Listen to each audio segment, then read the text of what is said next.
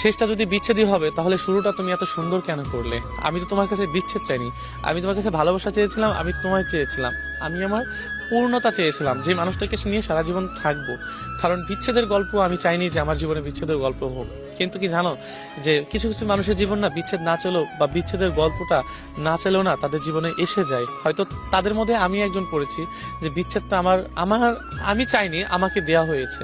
যারা পরিবারে এক্সকিউজ দেখে হারিয়ে যায় না, তাদেরকে সারা জীবনে তাদের তাদের প্রতি একটা কষ্ট থেকে যায় যে মানুষটাকে ভালোবাসলাম, মানুষটা শুরুটা এত সুন্দর করে করলো, কিন্তু লাস্টে পরিবারের একটা এক্সকিউজ দেখে, অজুহাত দেখে হারিয়ে গেল। দুনিয়াতে সবচেয়ে বড় কষ্ট কি জানো, যে একটা অজুহাত, যে আমার পরিবারকে মানাইতে পারছে না, আমার পরিবার মানছে না, বা আমি তোমাকে আর চাই না, আমাদের বিচ্ছেদ হোক, এই যে একটা অজুহাত, এই কষ্টটা না দুনিয়ার কোনো ছেলেই না সহ্য করতে পারে না, বা কোনো ভালোবাসার মানুষ এটা সহ্য করতে পারে না। হ্যাঁ, কারণ চাইবেই বা কেন? যে মানুষটাকে সারা জীবন পূর্ণতায় খাতায় চেয়েছে, যে মানুষটাকে নিয়ে সারা জীবন বাঁচতেই চেয়েছে, সেই মানুষটাকে কি কখনো কেউ হারাতে চায়? কেউ চায় না। এই জন্য না আমি তোমাকে কখনোই হারাতে চাইনি। কারণ তুমি মিথ্যা ভালোবাসা দিয়েছো, মিথ্যা অভিনয় করেছো, আমি সবই বুঝতে পেরেছিলাম। কিন্তু আমি আশাই ছিলাম যে যদিও আমি আমার ভালোবাসার মানুষটাকে বোঝাইতে পারি, যদি একটু বোঝো, যদি আমার জন্য একটু ভালোবাসা তৈরি হয়, তাহলে হয়তো এই ভালোবাসার মানুষটিকে আমার হবে, যাকে দেখলে আমার শান্তি জাগে, যাকে দেখলে আমার সারাদিনের ক্লান্তি ভাব দূর হয়, সেই মানুষটাকে হয়তোবা আমি সারা জীবনের জন্য পেয়ে যাবে। এই জন্য না সারা জীবন তোমাকে বুঝিয়ে এসেছি যে আমি ভালোবাসি, কখনো আমার কাছ থেকে হেরে যেও না।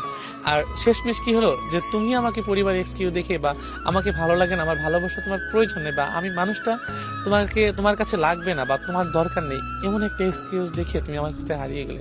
সত্যি বলতে কি জানো, যে ভালোবাসা না সবার জন্য আসে না, আর সবার জন্য মায়া লাগে না। কারণ তোমার হয়তো আমার জন্য মায়া আজকে না লাগতে পারে, কিন্তু মনে রেখো, এমন একটা দিন আসবে, এমন একটা সময় আসবে, সেদিন হয়তো তোমারও কষ্ট হবে, তুমিও বুঝতে পারবে যে ইস, এই মানুষটাকে হারানো বা এই মানুষটাকে কষ্ট দেওয়া আমার একদমই ঠিক নেই। কিন্তু কি জানো, যে দিন শেষে না আমিও ঠকে গিয়েছি তোমার মিথ্যা ভালোবাসার কাছে, তোমার মিথ্যা অভিনয়ের কাছে। আমি ঠকতে চাইনি, আমি হারাতেও চাইনি। আমি চেয়েছিলাম সারা জীবন একসাথে থাকতে, তবুও পারিনি। কারণ তোমার মিথ্যা ভালোবাসাটা এতই তীব্র ছিল, বা এতটাই জঘন্য ছিল, আমি হারতে বাধ্য হয়েছি।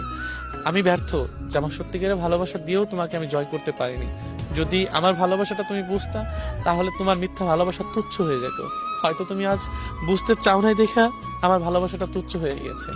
কিন্তু বিশ্বাস করো, আমি শেষটা বিচ্ছেদ চাইনি, আমি তোমায় চেয়েছিলাম, আমি তোমার ভালোবাসা চেয়েছিলাম, আমি পূর্ণতা চেয়েছিলাম, যে পূর্ণতায় আমরা সারা জীবন একসাথে থাকতে পারবো। কিন্তু দিন শেষে ওই মানুষটাই হেরে যায়। এই জন্য আমি বিচ্ছেদ চাইনি, আমি তোমায় চেয়েছিলাম, তোমার ভালোবাসায় পেয়ে পূর্ণতা পেতে চেয়েছিলাম। কিন্তু আফসোস, আমি তোমায় পেলাম না, লাস্ট বেলায় আমি বিচ্ছেদ পেলাম।